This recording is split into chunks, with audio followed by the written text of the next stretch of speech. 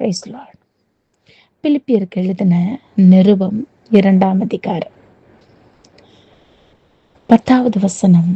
கர்த்தருடைய வார்த்தை சொல்லுகிறது, இயேசுவின் நாமத்தில் வானோர் பூதலத்தோர் பூமியின் கீழானோருடைய முழங்கால் யாவும் முடங்கும்படிக்கும் பிதாவாகிய தேவனுக்கு மகிமையாக இயேசு கிறிஸ்து கர்த்தர் என்று நாவுகள் யாவும் அறிக்கை பண்ணும்படிக்கும் எல்லா நாமத்திற்கும் மேலான நாமத்தை அவருக்கு தந்தருளினார்.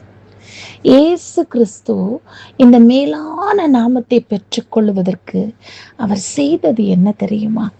இதே பிலிப்பியர் 2ஆம் அதிகாரத்தில் இங்கே சொல்லப்பட்டு இருக்கிறது. 6வது வசனத்திலே, அவர் தேவனுடைய ரூபமாயிருந்தும் தேவனுக்கு சமமாயிருப்பதை கொள்ளையாடின பொருளாக எண்ணாமல் தம்மை தாமே வெறுமையாக்கி அடிமையின் ரூபம் எடுத்து மனுஷ சாயலானார். அவர் மனுஷ ரூபமாய் காணப்பட்டு மரண பரியந்தம், அதாவது சிலுவையின் மரண பரியந்தமும் கீழ்ப்படிந்தவராகி தம்மை தாமே தாழ்த்தினார். அவரை பார்த்து நாம் கற்றுக்கொள்ள வேண்டும்.